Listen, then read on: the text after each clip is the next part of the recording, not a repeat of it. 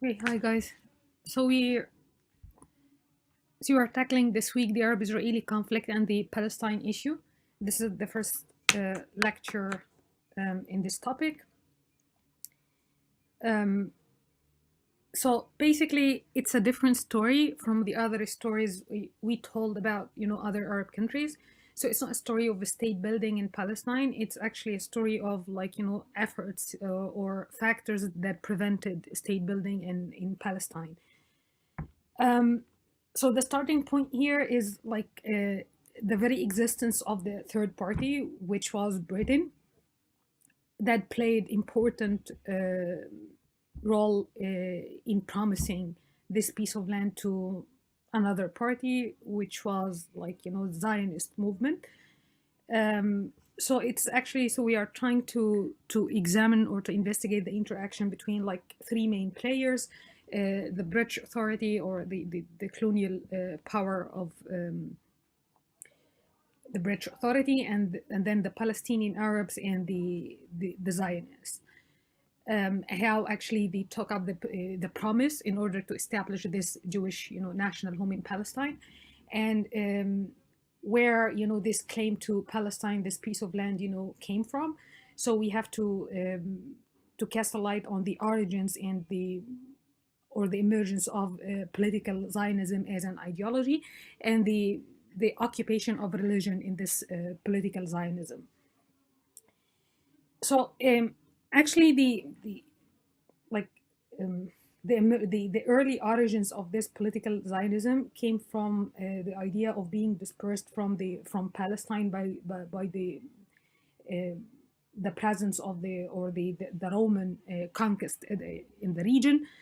So ever since, or they had this collective imaginary or memory of the necessity to return to this piece of land.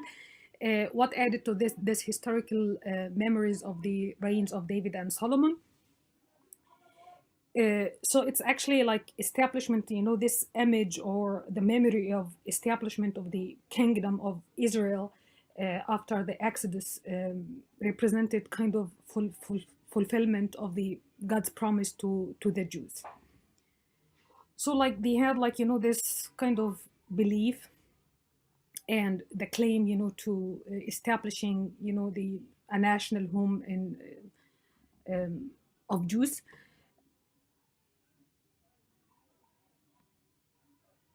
And actually it's part of this kind of Jewish religious culture as well. So they had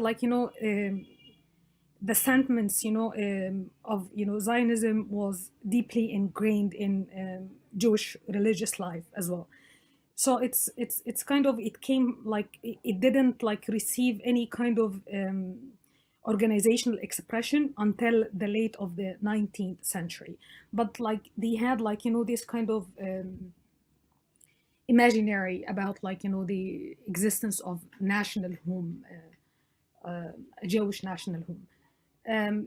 So what added to this, the suffering of the Jewish communities in Europe, they suffered from prejudice and oppression during before and until the 19th century. Um, so actually they were prevented from entering specific or professions, or prevented from accessing the universities, and they were asked to remain in certain residence, or to be segregated from the other local populations in Europe. um, the situation got a little bit better in Western Europe because of the emergence of the liberal nationalist movements in the 19th century. So they managed, they offered this kind of liberal nationalism offered kind of legal emancipation for Jews in Europe in the late 19th century. So they managed to move into this middle class professions or occupations, and they started to identify themselves as citizen rather than a special member of a distinctive religious community. But the situation was starkly or entirely different in Eastern Europe, especially in Poland and Russia.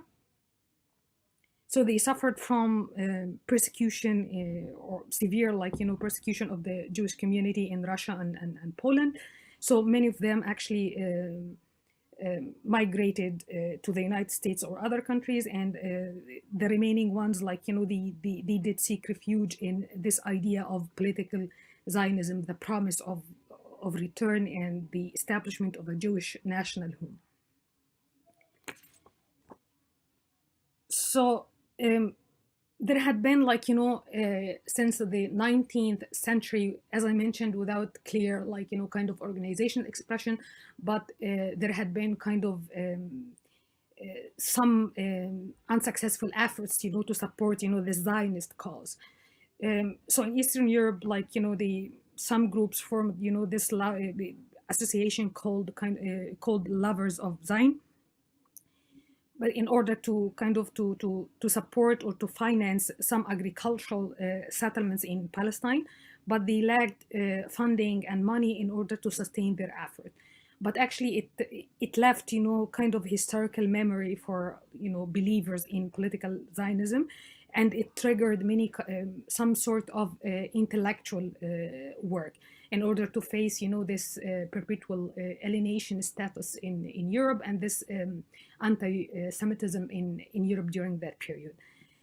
So perhaps one of the very, like, or early attempt to have, like, intellectual foundation for political Zionism came from Pinsker. Actually, the work focused on this kind of everlasting, alien status of Jewish community in Europe, and the necessity to establish this independent. They had, like, already, like, they formed the nation, but they need their independent Jewish state. So the main focus was, like, on national identity, basically, but like, they didn't make any kind of reference to Palestine as, like, a homeland for the Jewish community. But again, like, they lacked any kind of organizational capacity or organizational formation, and they remained, like, widely uncoordinated. So that's why, although, like, Herzl didn't invent or originate the idea of Zionism, but the idea became kind of associated with him, because, like, his determination and effort in order to draw together, different elements or different sectors, of believers in Zionism, in order to organize, like, these elements into one coherent Zionist movement. So again, like, the work of the Jewish state in 1896 didn't mention any kind of any reference to Palestine as a homeland. The still, like, the work repeated, this pragmatic, they had, like, this pragmatic orientation about the ideological basis of nationalism and religion, but without, any reference to Palestine as a homeland. So they had, like, this focus on nationhood, and they need to establish, they need to like, statehood to correspond to this sentiment of nationhood, to correspond to their political kind of imaginary. But actually, he talked, like, many steps, serious steps, in order to organize, the Zionist movements into one single, like, unified movement. So that's why the first Zionist Congress held in Basel in 1897, and they actually had, like, they adopted a program with kind of some aims and targets, and they established kind of organizational or committee structure in order to have or to give kind of cohesion and directions to the movement. So it offered, kind of organizational coherence or organizational base to the movement, and they agreed on, like, holding regular meetings, annual meetings for the Zionist movement in order to express their programs or to coordinate their efforts. So the second step, like they wanted like the Zionist movement, after organizing itself, they needed kind of external support or backing to their cause, or to to the program they declared in Basel. Um, so they tried to get some support from like great powers, and from, especially from like Jewish community in Western Europe. But actually they failed to gain this kind of wide support from the Jewish community in Western Europe, because like out of fear, like, you know, they would, like, you know, the assertion or the assertiveness of this Jewish distinctiveness would actually trigger kind of backlash, or anti-Semitic backlash that would threaten the positions that they already acquired, you know, because of the national liberation movements in the late 19th century. And actually, there was no kind of a diplomatic reason or a diplomatic benefit by supporting, you know, the Zionist aspiration at this point, because the Sultan Abdulhamid II, so the Ottoman Empire actually refused, you know, this kind of the concentration of any Jewish, you know, settlements within the empire territories. So the great powers actually didn't have a reason, you know, to provoke the Ottoman Empire. So they didn't have any diplomatic advantage, you know, out of supporting, you know, the Zionist aspiration at this point. Um, so the turning point came after the First World War, when the Ottoman Empire actually decided to enter the war with Germany. So within this framework, as we mentioned before, um, the great powers like France and Britain, you know, they decided, you know, to divide the Ottoman Empire, you know, territories, you know, between them.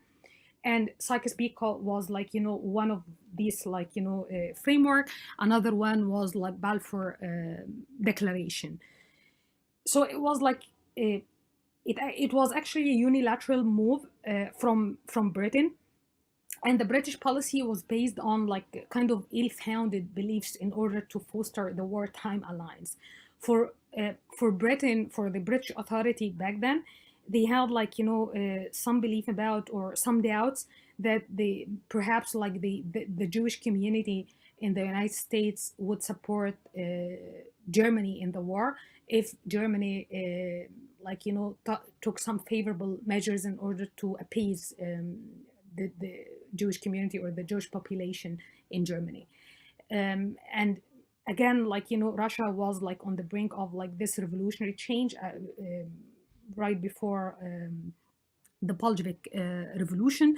So they actually wanted to keep Russia, you know, to its side. The British authority wanted to keep Russia to its side by, like, you know, making this gesture of goodwill by satisfying, you know, this Zionist aspiration. So it came from kind of correspondences between the British Foreign Secretary to one of the prominent figure in the Zionist circle in Britain. So Balfour to Rothschild. So according to this declaration, so the British authority expressed, you know, its kind of obligation, its quote unquote support for the establishment in Palestine, a national home for the Jewish people. That was like the wording, a national home for the Jewish people, and nothing shall be done which may prejudice the civil and religious rights of existing non-Jewish communities in Palestine. So actually, it was like it carried, you know, some ambiguities and contradictions, because it made this kind of equal obligations, like the establishment of a national home for the Jewish people, and pledging to uphold, you know, this civil and religious rights of non-Jewish communities in Palestine. So it didn't actually commit itself, Britain didn't actually commit itself to establishing a state in Palestine, but, you know, this wording of national home was interpreted by the Zionist movement as, like, you know, a state, establishing a state. So this kind of dual obligations, or the duty of equal obligations, it remained, like, you know, one source of tension between the three parties, like the Zionist movement and the Arabs in Palestine, and the British colonial power. Um, what added to this, like, Palestine didn't have, like, any kind of institutional or organizational foundation in order to build, its own state, based on this legacy, inherited from the Ottoman Empire. So this would take us to what was the status of Palestine under the Ottoman Empire. It wasn't actually a distinctive, like, administrative entity. It was it was kind of part. It was considered as a part of southern Syria, and it was divided between, like, provinces of Beirut and Damascus. So, with a special kind of administrative unit of Jerusalem. So it didn't have any kind of institutional or administrative setting or organizational framework in order to advance the cause for Palestinian Arabs. So what happened? Um, the British Authority or the British military occupied actually the Palestinian land in 1917 and captured Jerusalem, and then San Remo Conference admitted or granted, this mandate authority for Palestine in 1920. And from 1920, the British Authority tried to arrange a kind of negotiation between the Arab side and the Jewish or the Zionist communities, in order to gain kind of recognition of the Balfour Declaration. Uh, and the focal point was Faisal. But actually, after the invasion of the French authorities, in Syria, that put an end to the Faisal's, new state, Arab state in Syria. So situation, like, got worse, and the negotiation, like, became kind of impossible between the two parties. So again, uh, each time or every time the British authorities tried to clarify some of the ambiguities, like in some of the inherent kind of ambiguity in the declaration, it actually it absolutely didn't, and it added more kind of ambiguities and contradictions to the initial promise. So in order to placate, the Arab community in Palestine, or, like, they existed in this territory. So they have this white paper of 1922 in order to placate or to endorse some of the demands of the Arab community.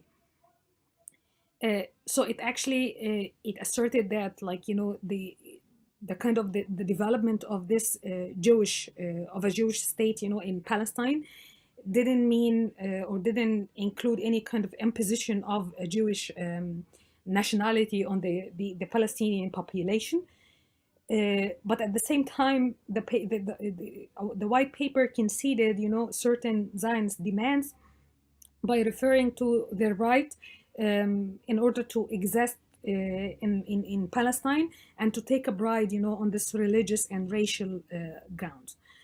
So if it meant, like, if this paper, like, issued in order to clarify or to remove, some of the ambiguities in Balfour Declaration, it absolutely didn't, because it just asserted, this kind of dual obligations, without, like, offering, any action plan about how, the British Authority would endorse or would implement this vision or this plan. So it actually tried, the British Authority tried to establish an integrated or unitary state that included both, like, Muslim, Christian, Arabs, and in Palestine, and some Jewish communities, or the Jewish community in Palestine. But actually, the Arab leaders rejected, any kind of negotiation with the Zionist movements or the Zionist organizations or associations existed. As we are going to see, they had, like, their own kind of institutional and organizational basis. So that's why it turned out, like, the High Commissioner or the British and the British officials were, like, the only ruler or the actual governor over Palestine during the mandate period. And as I mentioned, like, Palestine, this territory didn't have any legacy of institutional or communal basis in order to build a state, or to establish a state based on these kind of communal and institutional foundations. But like in the quite the opposite, Zionists, they had like their communal organizations that actually facilitated this development from kind of sporadic communities or organizational setting into state. So what about the map about the Arab organizations and the Zionist organizations? And this actually very important in order to see how this lack of this institutional or organizational basis it added a lot to the difficulties many Palestinians faced in order to have their own state after the UN partition resolution in 1947. So to map out the main actors or players back then in this area, it was like for Palestinian regarding the Arab organizations. Actually, it was the organizations, as it were, like if we can call it like organizational basis, but it was kind of leadership from urban notables, and they actually they drove their power and prestige from land ownership and from holding some religious positions or assuming some religious position. And actually, as we mentioned elsewhere in the Arab region, they exposed or they introduced themselves as intermediaries between Palestinian people and the British colonial authority. But actually, they suffered from divisions and factions between themselves, and they did overlook the importance of creating kind of cohesive organizational framework in order to advance, the Palestinian cause, or in order to gain mass support, or in order to mobilize supporters to claim representation in the first place of the Palestinian people. So the first effort came with when Muslims and Christians tried to organize, the Palestinian Arab Congress in 1918 in order to have kind of focal points, and organizing the relationship between the Arab community and the Zionist communities in Palestine. And in the third meeting, they decided to turn the Congress into the standing Arab executive in 1920. But again, it was kind of a loose coalition between different, notables and different, Arab leaders, and it lacked, any instrument to mobilize or popular mobilization to gain a social support base, in Palestine, and to again, to claim, this representative function. So because of this lack of mass support or any kind of clear organizational or formal structure, actually the British authority denied, granting any kind of admission or recognition to the standing Arab executive. So that's why they had no access, to the High Commissioner as well. So they didn't have any kind of legal authority in order to negotiate in the name of Palestinians with the British colonial authority. And again, they suffered from these factions or factionalism between competing Arab Muslim families, most especially Nashashibis and the Husaynis families. So instead of creating coherent cohesive organizational framework in order to have directions and to recruit supporters and to declare kind of program and collect or channel demands, so they actually they were embedded into this kind of factionalism and rivalry between big families. So one more attempt came with the establishment with the Supreme Muslim Council.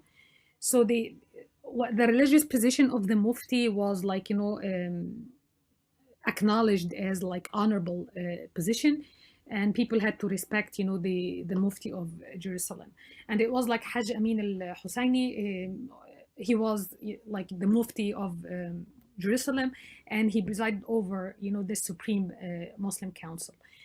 Um, he had like, some legitimate base to claim representation, of Palestinians, but again, because of this factionalism, and he was in control of the Waqf system, and he was in charge of, like, supervising, educations and the Waqf system. So he was in control of this massive patronage networks, and he used this in order to satisfy his supporters, or to please his supporters, and exclude competitors, especially from the Nashashibi's family. So again, like, he was considered as kind of a focal point of or the main source of resistance against the presence of Zionist communities or organizations in Palestine. But he again adopted kind of moderate and accommodationist stand towards British towards the British Authority, in order to maintain his kind of privileges and his religious position. It was totally the opposite when we talk about the Jewish community organizations or institutions at that time. So the Zionist organizations tried, that, like, existed and moved or immigrated, to Palestine. They had their own associations, and they served as service provider. So they assumed kind of a role of the state or a government in order to offer, kind of services to the Jewish communities in Palestine. So the Zionist executive, like, that emerged in 1921 actually organized itself as the Jewish Agency in 1929. And they were responsible for, like, offering services and financial and social services to the Zionist or the Jewish communities in Palestine. And they had their own, like, National Assembly as elected representative body. So the British Authority actually recognized, the representative function of the Jewish Agency. So they had, like, the Jewish communities, they have, like, their own kind of organizational focal point in order to have negotiations with the mandate, the British colonial power. The labor movement as well, and the Federation of Jewish Labor that like organized itself in 1920. They offered, like, a wide range of economic activities in order to reach, this self-sufficiency status. So they offered, like, from agricultural they supported, agricultural activities, like, shipping or whatever. So they offered, like, they established so many public work, and they offered, some social service in order to help out the Jewish community. And they actually made, like, ties with the cooperative communal order, or the collective agricultural settlement that was, like, very important to enhance the existence of the Zionist communities in Palestine. And actually it gained, like, high degree of organization and control over the Jewish community, because it had, like, the labor movement or the federation had control over Haganah. It was like a centralized, arm, kind of a military with intelligence unit, and it actually it was established or emerged in order to defend the Zionist community against Arab attacks in 1920, and units of the Haganah like transformed into, like, IDF, after the establishment or the creation of Israel. And some of groups, like leading groups of the labor movement, they actually formed or emerged in order to form their own workers' party, Mapai Party.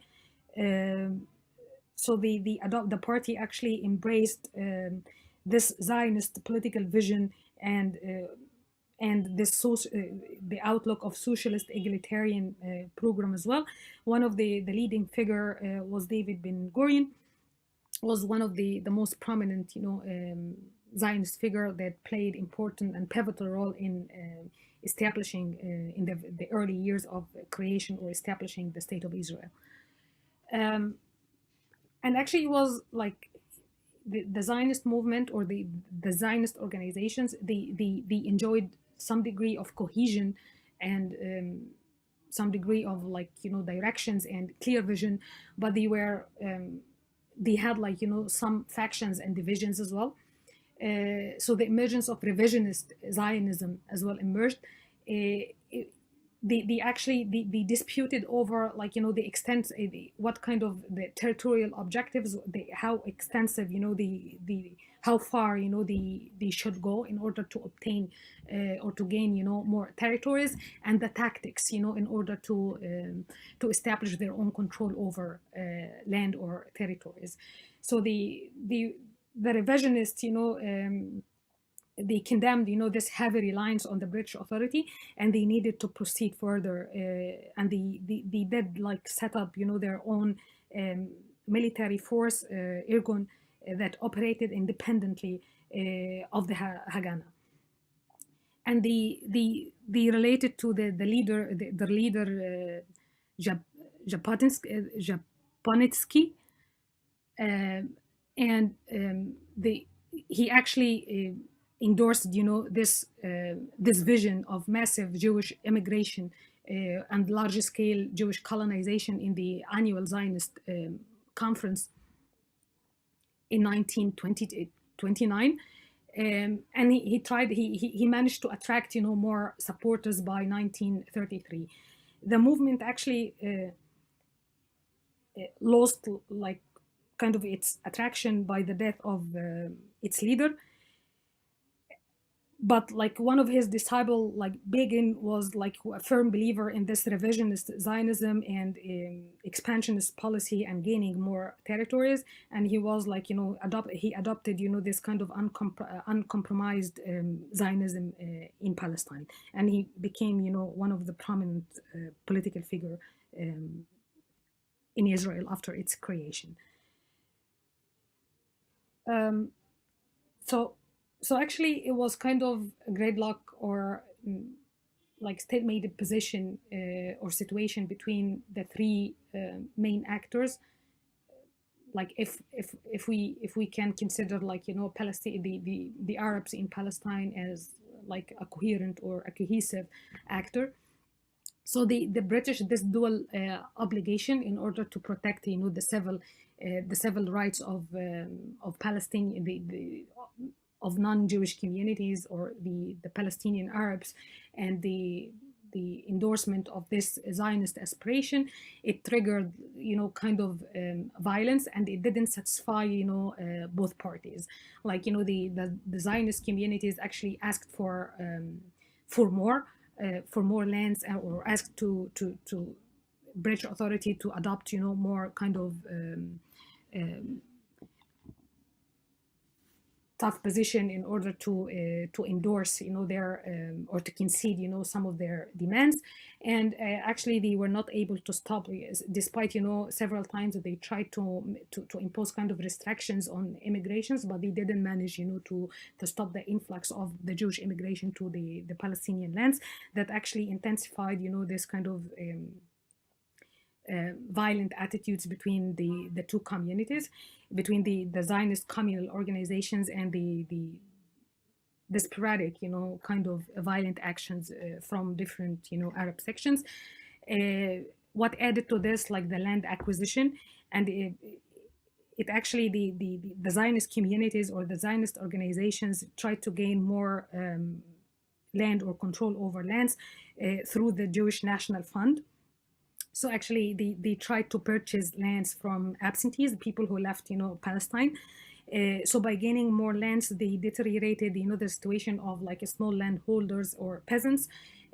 So they raised, the unemployment rate. It was like, they evicted, peasants from their lands.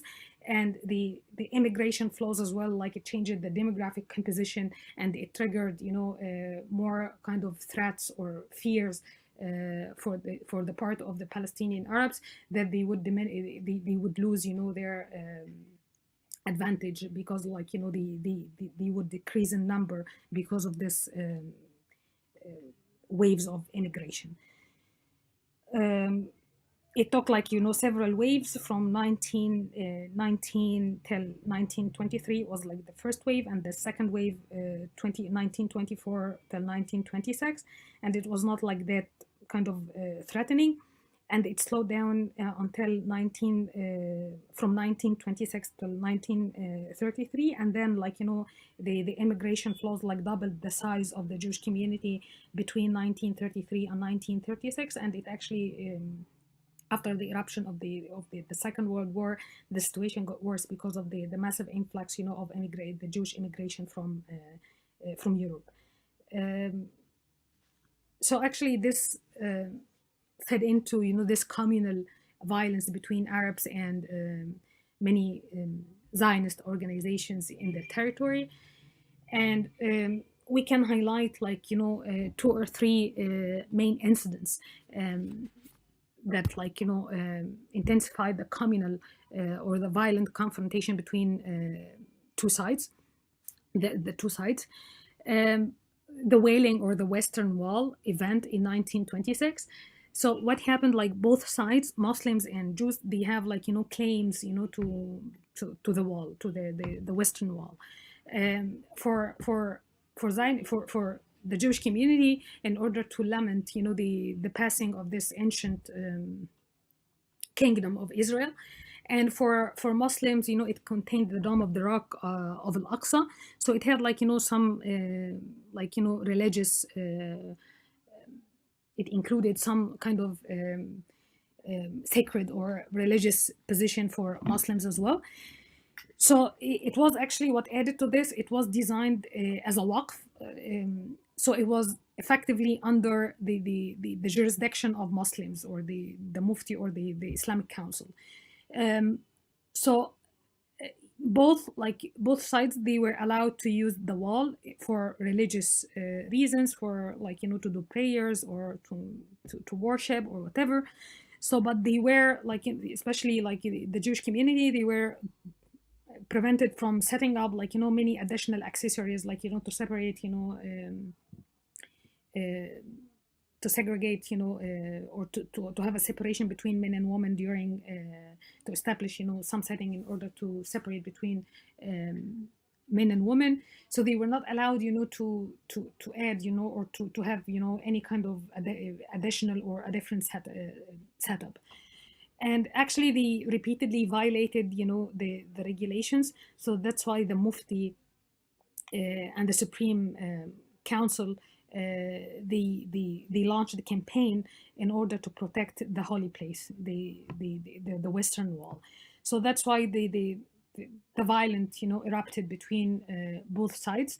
And although the British authority managed to crack down on the protesters and to put an end to this violence, but it had to satisfy or to meet some of the demands raised during the event, the violent events. So the issued like again the British authority, they sent the British government sent like a commission to investigate the situation, and after investigation they had like to issue kind of policy in order to guarantee like the stability and tranquility in Palestine. So the actually the issued this Pasfield White Paper of 1930. According to this paper, it asserted again like this dual obligation, like to offer some concessions to the sympathy to the Zionist aspiration, and the protection, how to uphold the rights, the civil and political rights of non-Jewish community. And they imposed kind of restrictions on immigration in order to respond to some Arabs' demands. But again, like the Zionist pressure managed to oblige the government or the British government to rescind the policy statement. So this actually triggered, counteraction for the part of the Palestinian Arabs, and some of the like radical groups emerged in order to form their Istiklal party, and they started they adopted or embraced this direct and violent actions against Zionist communications and Zionist community in Palestine. And they started to commit some violent actions against Zionist community that triggered of course some retaliation for the part of Haganah. And because of like this kind of vicious circle of communal violence, again like the Arab Higher Committee formed in order to call for a general strike in April 1936. But it was like a very late response. Like they never kind of like these kind of experiments of organizational effort, they never went in tandem with this popular mood or popular anger. So it was kind of a delay to respond to the mass demands. And actually the Mufti or the Arab Higher Committee, they decided to put an end to the strike that actually didn't achieve anything, but committing more kind of or having more casualties. So that's why the Mufti and the committee decided to put an end to the strike, and it was totally detached from the public mode. So again the British government, they had to reach kind of a solution in order to put an end to the increasing and growing communal violence in Palestine. So this time Peel Commission, and they had their they recommended the termination of the mandate and the partition of Palestine. So according the recommendation didn't didn't satisfy the needs or the aspiration of both sides. Both sides rejected the recommendation of ending the mandate and the partition of the establishing kind of two states, the Arab state and the Jewish state, but for different reason. For Arabs, they didn't they had they needed kind of sovereignty over the entire land. And for the Jewish community or the Zionist organizations, they felt like the land allocated for them is kind of inadequate. So that's why they asked for more lands, and both sides rejected this kind of recommendation, the British recommendation of partition and ending the mandate. So again, it was kind of a precursor for the eruption of another, cycle of violence. And this time, they targeted at, British communication and the British individuals, that led to the assassination of the High Commissioner in Palestine in October 1937. And the British actually responded by dissolving the Arab Higher Committee and deported and arrested, some of the Arab leaders that engaged in the activities of the Arab Higher Committee. So it actually left, Palestinians without any kind of organizational framework or organizational setting or a leadership position in order to offer, vision or directions, or to declare kind of programs and endorse their demands. So the situation, although it was it came from peasants actually, they started to organize their own kind of collective action without any kind of coordination. And although the British had privilege over or organizational advantage or in order to put down peasants' uprisings, but it actually was not able to restore stability and order until 1939. So it took 3 years in order to restore stability and to stabilize the situation in Palestine. So again, they had to find a solution, to to this kind of never-ending, communal violence in Palestine. And this time they had like, this white paper of 1939. According to this, it satisfied actually the Arab demands, and they considered this as a victory. So according to the paper, it was like it again, like, reasserted, the termination of the mandate, and offered, more restrictions, or imposed more restrictions on Jewish immigration. And according to this, Palestine should have been granted, independence after 10 years. So while the Zionist movement tried to mobilize supporters or international supporter, or to reach out to great powers in order to offer kind of to repudiate, the white paper, it was like the eruption of the Second World War, and like the wartime events outside Palestine affected, its state, or the course of events inside Palestine. So what happened, like, again, like, the Holocaust and the concentration camps, like, added to the victimhood, or the demands, of the Jewish community in order to establish their own, homeland in Palestine. And this time, they gained a great power support, especially from the U.S. Truman actually endorsed, the what was called the Baltimore program, where, like, the United States became the center of the international Zionist activity, and the United States, the United States administration declared its commitment to the creation of the Jewish homeland, or the Jewish state in Palestine. So it was like that was happening at the same time. The Arab organizations, or the Palestinian Arabs, tried to recover from the British suppression of the revolt. So they had never been consulted, regarding, their own about their future status. So some, like, three other phases of conflict between, like, the three, or the interaction between the three parties. They accelerated, the process of creating, Israel as a state. So after the outbreak of the Second World War, revisionists, tried to actually the Labor's, or the Workers' Party, Ben Gurion was against, committing, any kind of violent activity, or provoking the British Authority in Palestine during the war, because they took, the side of Britain during the war against Germany.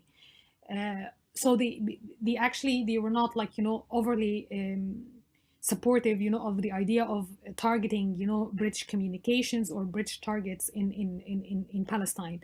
But again, like, revisionists, they had their own kind of military operations. And again, Leahy or Stern Gang, they joined Irgun in order to commit, more violence against the British communications in Palestine. So actually they gained, kind of, and with the help, sometimes with the help of Haganah, because while fighting, or approaching Britain during the war, so they did avail themselves of the British communications in Palestine, and they got access, to their kind of strategic positions. So they gained, some information to be used against the British Authority later. So the situation went out of control. So that's why the British Authority tried to revert it to the United Nations. And the United Nations had, like, its own special commission on Palestine, the United Nations Special Commission on Palestine, that recommended again the termination of the mandate and the establishment of independent state of in Palestine, or to offer kind of independence to Palestinians. So according to terminating the mandate and, independence or independent state to Palestinians, but they divided over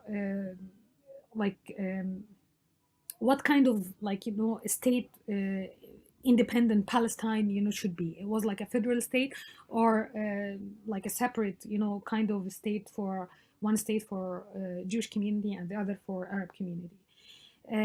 Actually, the United States campaigned, and with the help of the Zionist lobby, in order to pressure the General Assembly and the United Nations to approve the partition. And actually, it issued, the partition resolution in 1947. So that was like, this kind of violence or sabotage against the British targets in Palestine. And then how Britain, like, tried to resort to the United Nations in order to put an end to the mandate, or to have, like, a decisive solution. And then the partition resolution, the UN partition resolution, that was like, one important phase in the course of the events. So Britain actually refused to help, with the establishing, this independent two states in Palestine. So the period between, the resolution, the UN partition resolution, and the withdrawal of the British Authority, it marked with the eruption of brief intercommunal violence and wars between Arabs and Zionist communities or Zionist organizations. So during that period, it was like several massacres were part of what was called Plan D, from, like, Zionist militias. They tried to evacuate, the villages, the Palestinian villages, and to, like, to expel the Palestinian people. The most, like, famous or the operation was, like, Deir Yassin massacre, that led to, like, the eviction of led to, like, more rounds of expulsion of many Palestinians from their lands. And then like one important turning point came with the 1948 war. So it was totally kind of uncoordinated coalition between between different Arab military forces that actually racked by profound divisions and political conflicts, especially between the Hashemite bloc, obviously the Jordan and Iraq, and anti-Hashemite bloc led by Saudi Arabia and Egypt. So it was very difficult to coordinate or to arrange efforts in order to fight, Zionist organizations in Palestine. And actually, they underestimated, the power of the Zionist militia. So and again, like, Transjordan was kind of the weakest link in the Arab-Israeli, like, conflict, or the antagonism, of between Arabs and Zionists, because according, to some documents, there had been, some kind of deals between or friendly relations between Zionist leaders and Abdullah in Transjordan. So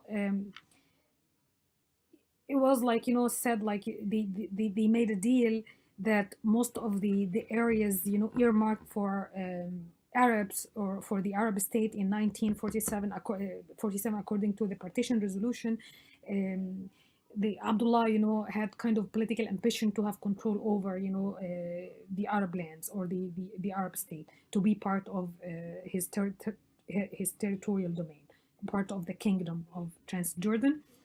So that's why the approachment, or this friendly relationship, or this kind of deals between Zionist leaders and Abdullah, it added, more layer of division between inside the already divided, Arab coalition. So they kept, they actually suspected, the Abdullah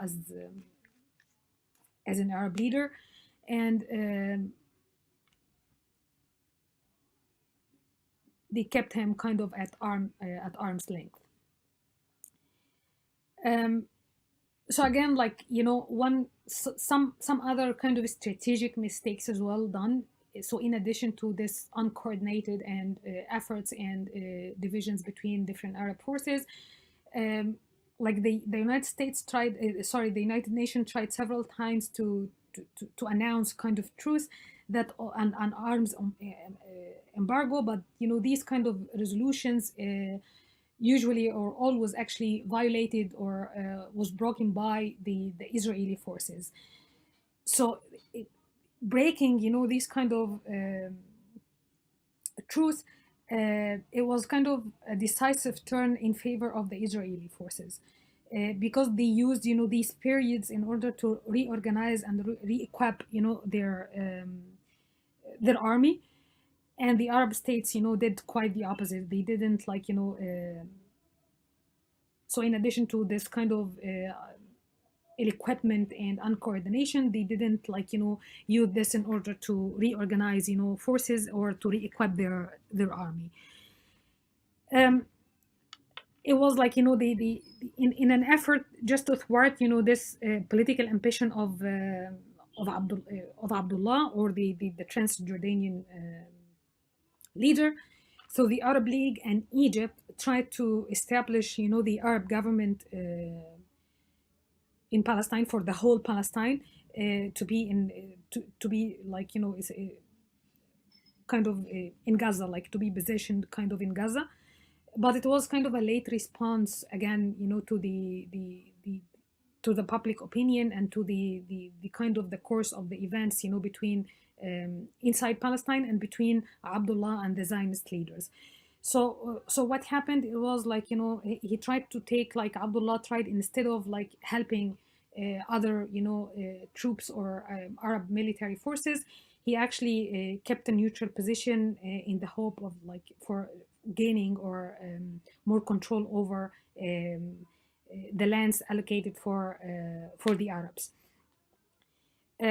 So the IDF managed, the main target was the Egyptian military forces, because it was kind of the strongest and Arab state, and it would play a leading position to negotiate with Israel, to have to enter in a negotiation or ceasefire negotiation or whatever. So that's why the IDF targeted the Egyptian troops, and they started to launch its offensive against the Egyptian forces in southern part, that led eventually to the encirclement of the Egyptian troops or forces in Fallujah. And during that period, the Abdullah didn't help, the Egyptian. He could have helped actually the Egyptian forces, but he decided, to take a neutral stand in order to follow wait and see strategy, in order to gain more control over Palestinian lands. And again, this movement or the offensive, the IDF, attacks triggered, or offered, some incentives to establish or to reorganize the Mufti Holy Army,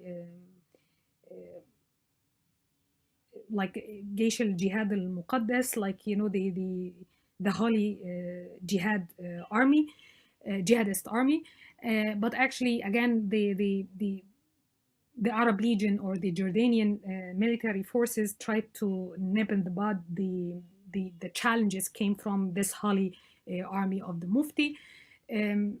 So again, these divisions, the superiority of the IDF, it was the militia, the Jewish defense forces that came later or reorganized later into the Israeli defense forces. It had kind of superiority over the combined Arab military forces. It led eventually to forcing Egypt into this kind of negotiation with the Israeli forces, and the defeat of the Arab troops, what became known as Al-Nakba. So that was the white area was allocated to the Jewish community, and the gray one for the Arabs, and the special international status for, or international zone of Jerusalem, according to the UN resolution that actually or always violated by the Israeli forces.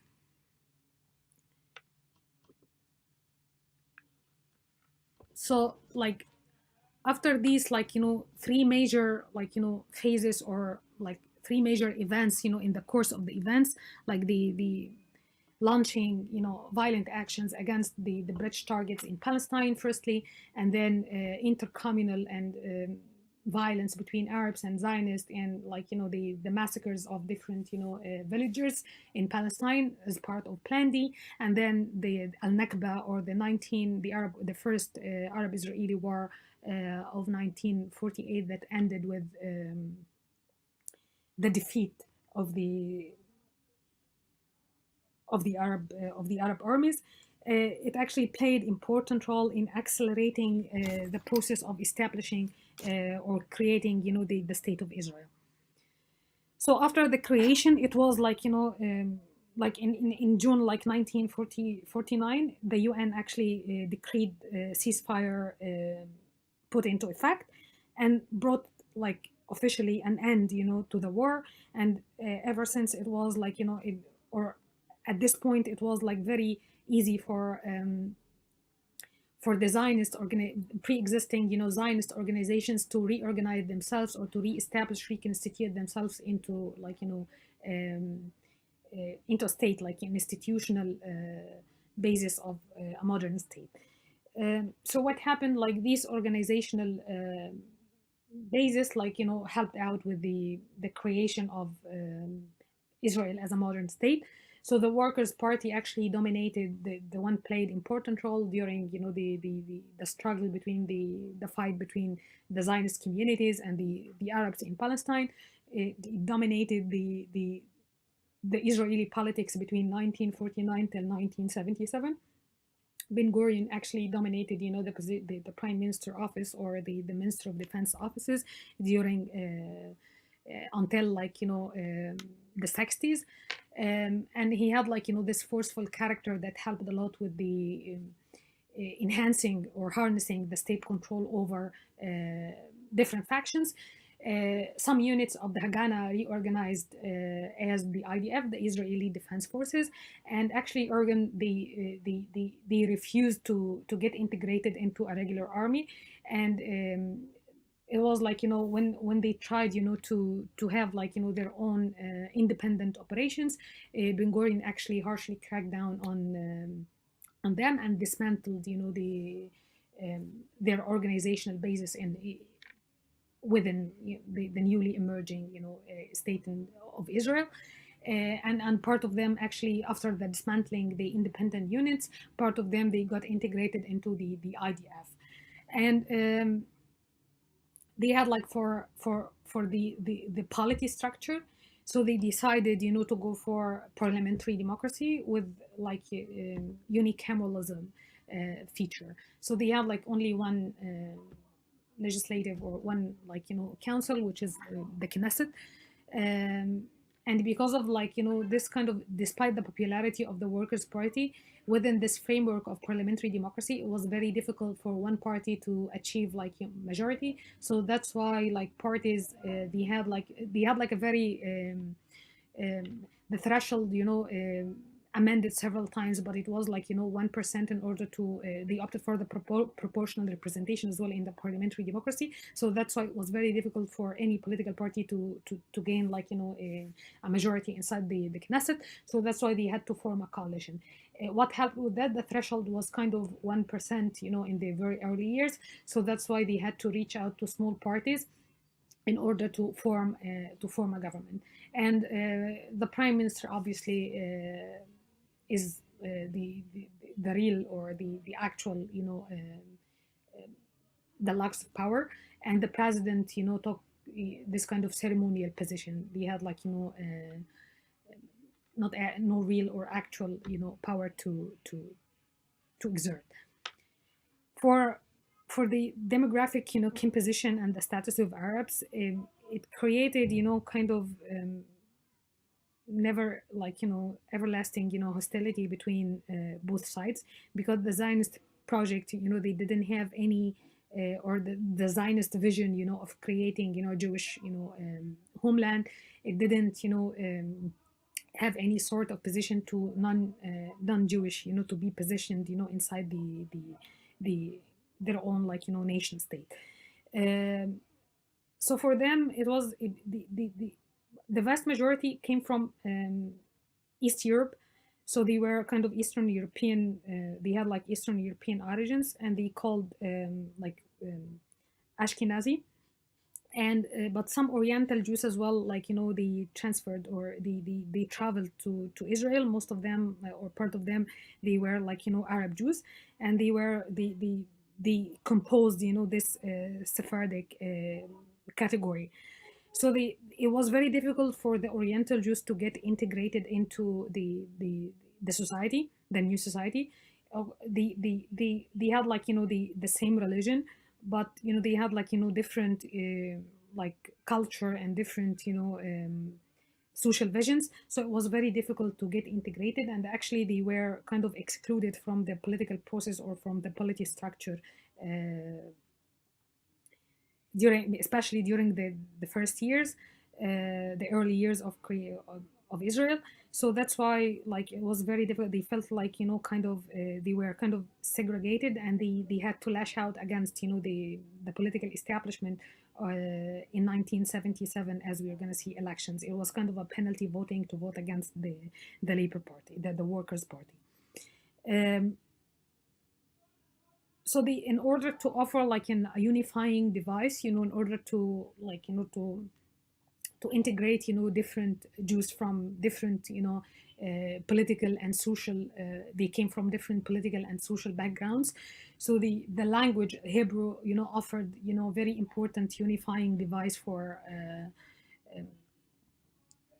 a Jewish community to reconstitute kind of a national identity. Regarding, like, the position of religion and in the new state, or the nationhood, religion and the statehood.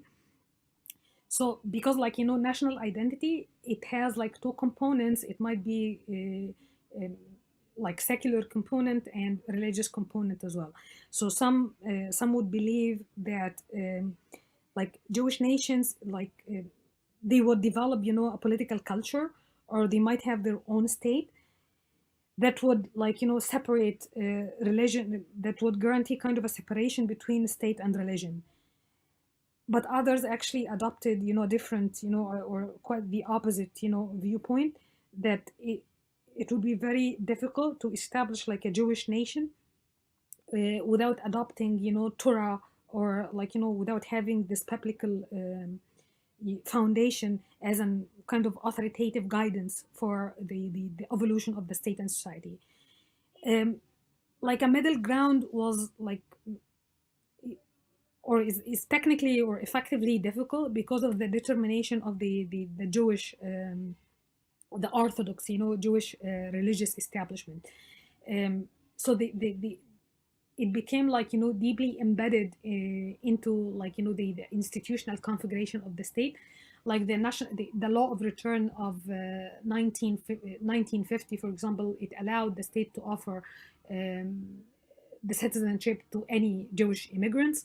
And the nationality law in 1952 actually awarded, this kind of Jewish citizenship to the Israeli Arabs after proving, their physical existence or residence in Palestine for like a long period, long-standing residence in Palestine.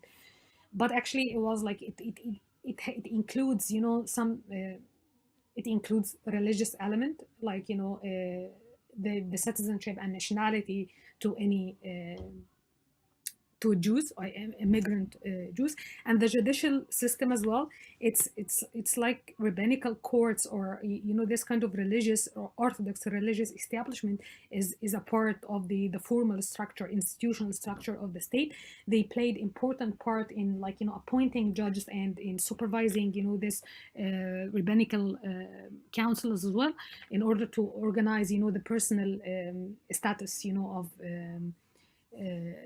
of Jewish community. And they have their own, they have, like, something similar to the Milli system in order to arrange the personal status of non-Jewish community in Israel. So the institutional configuration, or the positionality of religion, in the modern state, made it very difficult to disentangle, this kind of to disentangle religion from the perception or the imaginary of national identity.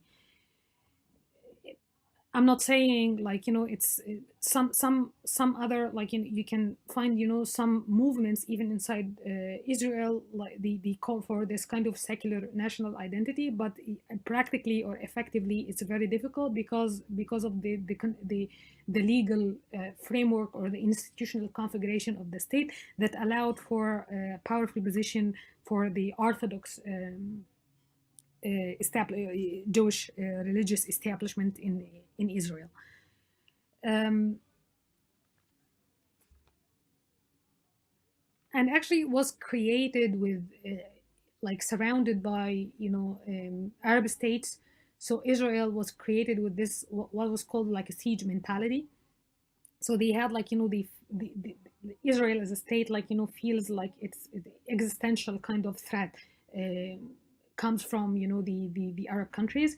So that's why they developed the military program which is based on the reserve system, and it's actually a source of a national pride, widely accepted and widely kind of shared belief that everyone should kind of serve in the army and to get conscripted into the armed forces, and not only like serving in the army and the IDF, but actually remaining in the active reserve, until for men, I think for till the late 40s, and for women until mid 30s.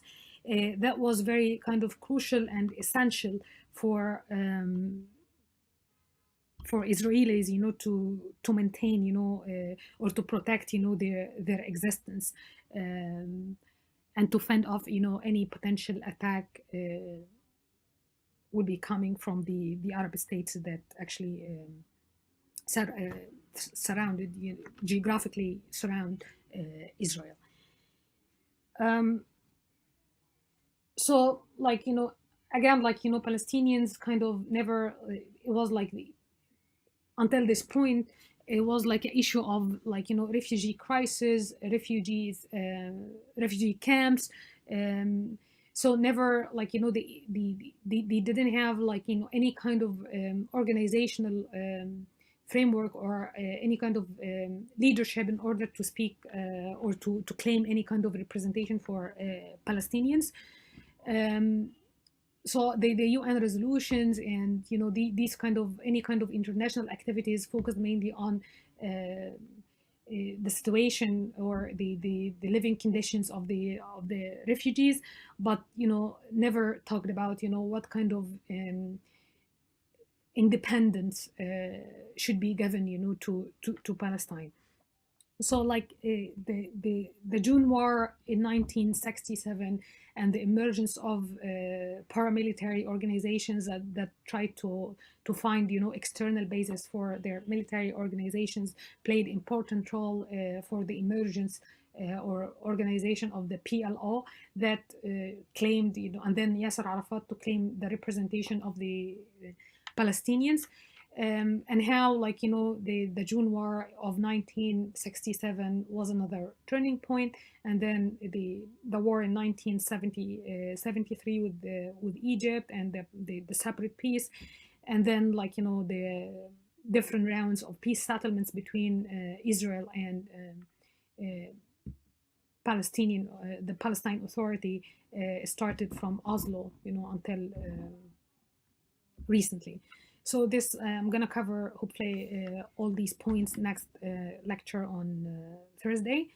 Meanwhile, let me know if you have any kind of questions, and we can arrange like, a virtual office hours if you want. Bye.